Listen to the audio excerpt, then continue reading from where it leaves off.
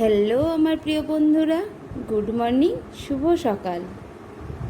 তোমরা সবাই কে কেমন আছো বলো। নিশ্চয়ই তোমরা সবাই ভালো আছো। আমি শ্রাবণী ব্লগে তোমাদের অনেক অনেক অনেক ভালোবাসা সকলকে। যে যেখানেই থাকো আমার ভিডিওটা সবাই দেখো। যদি ভালো লাগে একটা তো কমেন্ট করো। একটা কমেন্ট তোমরা করতেই পারো, বলো বন্ধুরা। কমেন্ট করলে আমার খুব ভালো লাগবে। যে যে কজনাই দেখছো একটু কমেন্ট করো, পারলে একটু সাবস্ক্রাইব করে দিও, আর ভালো লাগলে শেয়ার করে দিও। তো বন্ধুরা, তোমরা দেখতেই পাচ্ছ আর সকালবেলায় প্রত্যেক দিনের মতন স্নান করে, কাজ সেরে স্নান করে পুজো দিতে চলে এসেছি। আজ কিন্তু বৃহস্পতিবার মানে খুব ব্যস্ততার দিন। মানে পুজো দিতেই আমার 2 থেকে 3 ঘন্টা লেগে গেল। তাও তো রাতে কত বাসন সবই মেজে রেখেছিলাম। তাও এসে সকালবেলায় পুরো ঠাকুর নামিয়ে, ঠাকুরকে স্নান করিয়ে পরিষ্কার করে, ঠাকুরের বিছনাপত্র সব পরিষ্কার করে তারপরে ঠাকুরকে পুজো দেওয়া, তাই না? এইসব করতে করতে তো টাইম তো লেগেই যায়। তো তোমাদের দেখলেই তোমরা যে আমি আলপনা দিলাম। সবার প্রথমে আলপনা দিলাম, মানে বেশি বড় তো জায়গা না, ছোট্ট জায়গা, তো ছোট্টভাবে আলপনা দিই আমি। এইটা কিন্তু আমার গুরু ঠাকুর, তো আমরা অনুকূল ঠাকুরের শিষ্য। তো গুরু ঠাকুর বড় মার ওখানে দিলাম, আর কোজাগরী লক্ষ্মী মায়ের ওখানে আলপনা দিলাম। দুটো লক্ষ্মী ঠাকুরের দুটো পা আঁকি, আর দুটো ধানের শীষ, আর একটা ময়ের মতন থাকে ওটা আঁকি। বা সেইটুকুতেই জায়গা ভরে যায়। আমি তো খুব ভালো আলপনা দিতেও পারি না, তো আমি যেটুকু পারি সেইভাবেই দিই। ঘরোয়া পুজো তাতে আবার কি, তাই না বন্ধুরা? এইভাবেই তো পুজো দেয় সবাই, বলো। এই যে এখন আমের সরাই টরাই সব জায়গায় সব ঠাকুরকে যখন মায়ের ফটো আছে সব মায়ের ফটোতে সিঁদুর দিয়ে দিলাম। কেননা বৃহস্পতিবার করেই দিই, প্রত্যেক দিন তো আর সিঁদুর দেওয়া হয় না। প্রত্যেক বৃহস্পতিবার করে প্রত্যেকটা ফটো ভালো করে ধুয়ে মুছে সিঁদুর দিই। প্রত্যেক দিন কেমন গঙ্গার জল ছিটিয়ে নিই সব জায়গায়, তারপরে হালকা করে কাপড় দিয়ে স্নান করিয়ে দিই।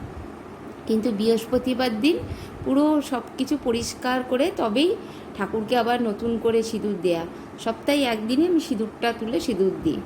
এইভাবেই প্রত্যেক দিন এইভাবে আমি পুজো দিই। দেখো বন্ধুরা, পুজো এইভাবেই দিই। কেমন হয়েছে বলবে তোমরা সবাই। একটা তো কমেন্ট করতেই পারো, তাই না বন্ধুরা? উৎসাহটা আর একটু বাড়ে। হয়তো এক কথা আমি দুবারও বলে ফেলি, জানো তো বন্ধুরা। এই যে আজ বৃহস্পতিবারের পাঁচালি পড়া আমি শুরু করে দিয়েছি। এইভাবে আমি প্রত্যেক বৃহস্পতিবারে পাঁচালি পড়ি। পাঁচালি পড়েই পুজো দিই। আমিও যদি নাও দিই, আমার যদি মেয়ে দেয়, ছোটো মেয়েটাই বেশি পুজো দেয়, বড়টা সহজে দিতে চায় না।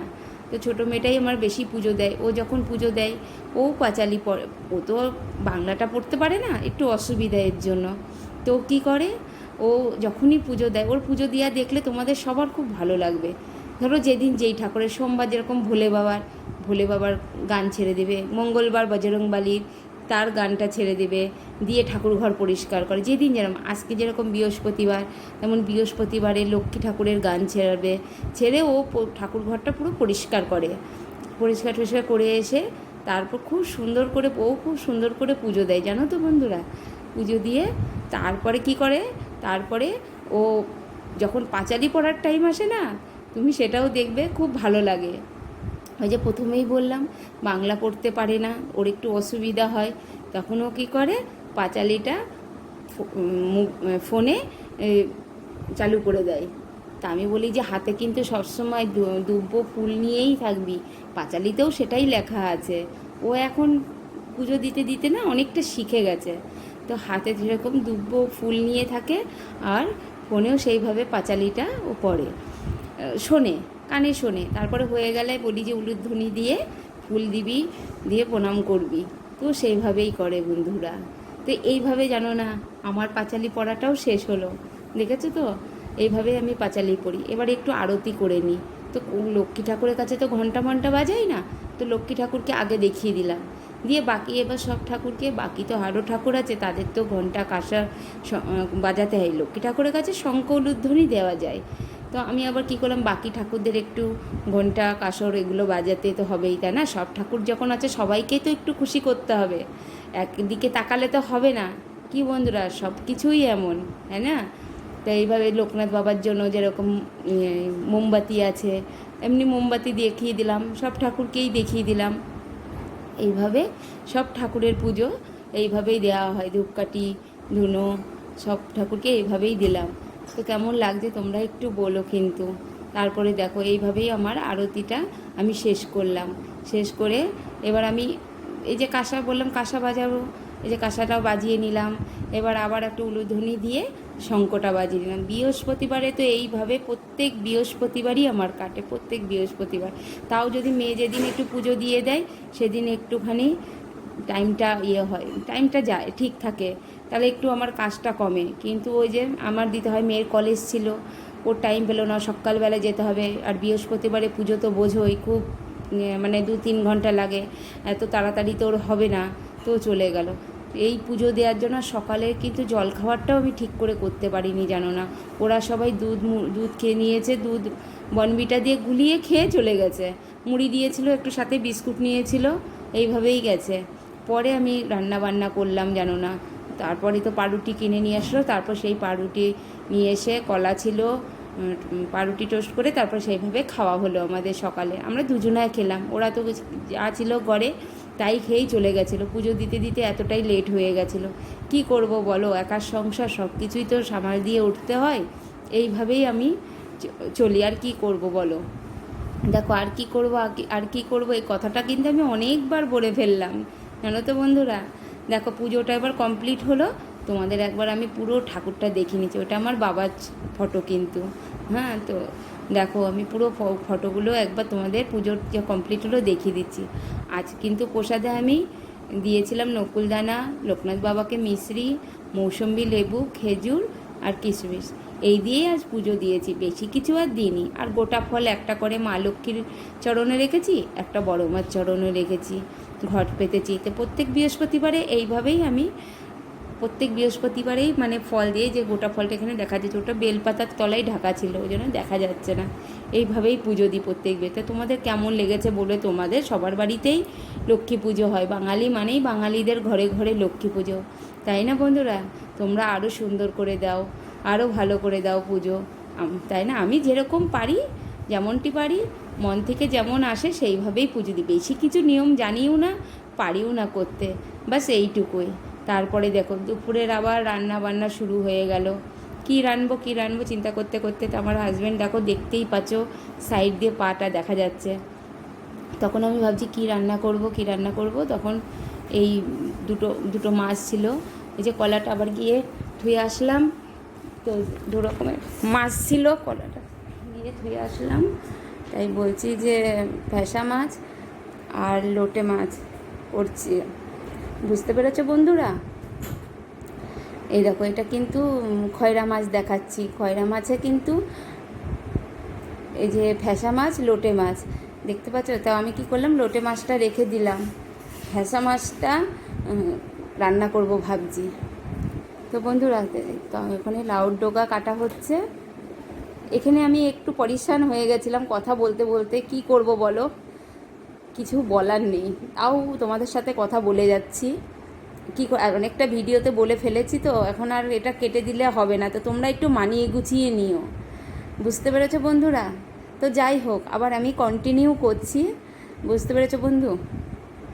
তো এবার দেখো এই মাছের জন্য যে ফ্যাসা শুটকি যেটা বললাম, সেটার জন্য আমি পেঁয়াজ কাটছি, টমেটো কাটছি। এইগুলো তো কেননা এই মাছে জানো তো, শুটকি মাছের বাস মশলাই হচ্ছে পেঁয়াজ, রসুন, লঙ্কা, আর কোনো মশলাই যায় না। বা ঝালটা তোমাকে খুব দিতে হবে, আর পেঁয়াজ রসুন আর পেঁয়াজটা রসুনটা একটু বেশি করে দিতে হয়। এই যে শুটকি মাছটা ধুলাম, গরম জল করে, একদম টকবকে গরম জল করে ফ্যাসা মাছটা ডুবিয়ে দিয়েছি, দিয়ে 10 মিনিট রেখে দিয়েছি। লাউ ডগাটাও ভালো করে ধুয়ে নিয়েছি, কেননা বর্ষার সময় শাক মানে তো বুঝতেই পারছো, বড় গামলার মধ্যে করে জল দিয়ে 4-5 বার খুব ভালো করে ধুয়ে নিয়েছি। এইবার যে ফ্যাসা শুটকিটা ভাজবো, তার জন্য একটু কড়াইয়ে তেল দিয়ে দিলাম, দেখেছো তো। এবার শোনো, এই শুটকি মাছ কিন্তু খুব গন্ধ বেরোয়, তবে কিন্তু খেতে প্রচুর স্বাদ। আমার বাপের বাড়ি কেউ শুটকি খেত না, আমি কোনো দিন জানতামই না শুটকিও কোনো দিন মাছ হয়, মাছকে কেউ শুকিয়ে আবার খায়, কোনো দিন আমরা দেখিই নি এরকম। এবার শ্বশুরবাড়ি এসে দেখি এরকম মাছটাকেও শুকিয়ে খাচ্ছে। তা শুটকি মাছ মানে ঘরে তো শোকাই না, কিনে এনে খাই। তো আমি তো যখন রান্না করতো এরকম খুব দৌড়াদৌড়ি করতাম। তারপরে একদিন আমাকে নোনা ইলিশ যেটা বলে সেটা কুমড়োর পাতার মধ্যে দিয়ে বড়া করে খাইয়েছিল। তো এতটাই স্বাদ লেগেছিলো, সেদিন আমি অনেক ভাত খেয়েছিলাম। তখন সবাই হাসাহাসি করছিল যে এটা শুটকি মাছ। তা আমি বললাম, ও তা এটা শুটকি মাছ। তখন থেকে আমি ধীরে ধীরে খাওয়া ধরি। কিন্তু আমার এখনও বাবার বাড়ির লোক কেউ খায় না শুটকি মাছ।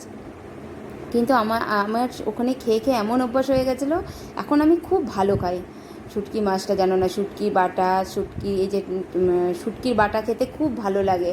আবার শুটকির এই তরকারি, শুটকি বাটাটা লোটে মাছ দিয়েই হয়।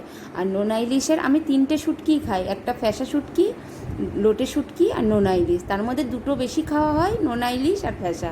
নোনা ইলিশটা সবসময় কুমড়ো পাতা দিয়ে বড়া করা হয়, ওইটা খেতে ভীষণ ভালো, ভীষণই টেস্ট।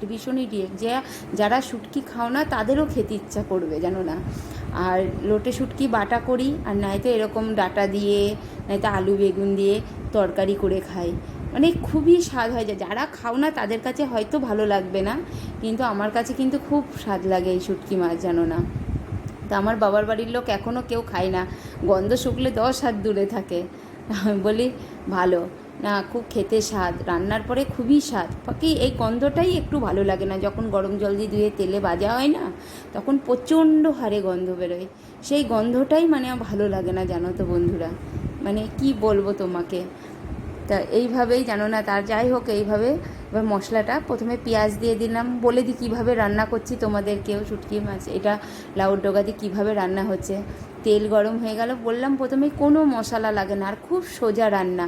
মাছটা গরম জল দিয়ে ধুয়ে ভালো করে তারপরে সেটাকে মানে কড়া করে ভাজতে হবে, হলুদ লবণ দিয়ে কড়া করে ভাজতে হবে। আর ভালো করে ধুতে হবে, না হয়তো 10-12 বার ধুতে হবে। আগে গরম জল দিয়ে তারপর ভালো করে 10-12 বার ধুয়ে জল ছেঁকে হলুদ লবণ দিয়ে কড়া করে ভাজতে হবে। ভেজে তারপর ওটাকে তুলে নিতে হবে। তারপরে লাউর ডগা দিয়ে তারপরে কী করে করলাম, তেল গরম করবে, কোনো ফোড়ন কিচ্ছু দিতে হবে না। কুচানো পেঁয়াজ দিলাম তেলের উপরে। পেঁয়াজটা যখন ভাজা হয়ে গেল, কিছুটা পেঁয়াজ বাটা, বেশি করে রসুন বাটা আর কাঁচা লঙ্কা বাটা, বাস এইটাই হচ্ছে মেন মশলা। দিয়ে পেঁয়াজ ভাজার পরে সেটা তেলের মধ্যে খুব সুন্দর করে একদম তেল ছাড়া পর্যন্ত আগে মশলাটাকে কষাতে হবে, যেন গন্ধটা চলে যায় মশলার গন্ধ যখনই চলে যাবে, তখন আমি এই ডাঁটার শাকগুলো, এর মধ্যে আলু আছে, কচু আছে, ঝিঙে আছে, বেগুন ছিল না, বেগুন থাকলে ভালো হয়। আর এটা যদি তুমি কাটুয়া ডাঁটা কি কুমড়ো ডাঁটায় খাও তাহলে খুবই ভালো লাগে, তো ওটা ছিল না। তারপরে এইভাবে রান্না করে আমি ঢেকে দিলাম, আস্তে আস্তে এবার হবে। এবার দেখো যে খয়রা মাছটা বললাম না, ভেবেছিলাম রান্না করব, কিন্তু ওইদিকে টাইম, শুধু ঘড়ির দিকে তাকাচ্ছি, টাইম 1:45 বেজে গেছে। তখন আমি কি করলাম, এই মাছটাগুলো ডিপ ফ্রিজে আমি রেখে দিলাম, হলুদ লবণ লঙ্কার গুঁড়ো মাখিয়ে। এই মাছটা কাটা বেশি, তো ভাবলাম রাত্রির বেলায় খাওয়ার আগ দিয়ে কড়া করে ভাজবো, যেন এমন কড়া করে ভাজবো যেন কাটাটা বোঝা না যায়, তাহলে বাচ্চারাও খেয়ে নেবে, আমরাও খেয়ে নিতে পারবো। এখন শুধু এই রান্নাটাই করব, আর পেঁপে ভাতে দিয়েছি। আজকে এইভাবেই চলছে, বুঝতে পেরেছো? তার মধ্যে আমার এত জল তৃষ্ণা পেয়েছে, মানে জল খাওয়ার টাইম নেই। জল পয়সা ছিল না বলে আইসক্রিম বের করে আমি আগে আইসক্রিমটাই খেয়ে নিলাম। এই আইসক্রিমটা যদি না খাই না, পরে আর হয়তো পাবো না, কেউ না কেউ ঠিক খেয়ে নেবে।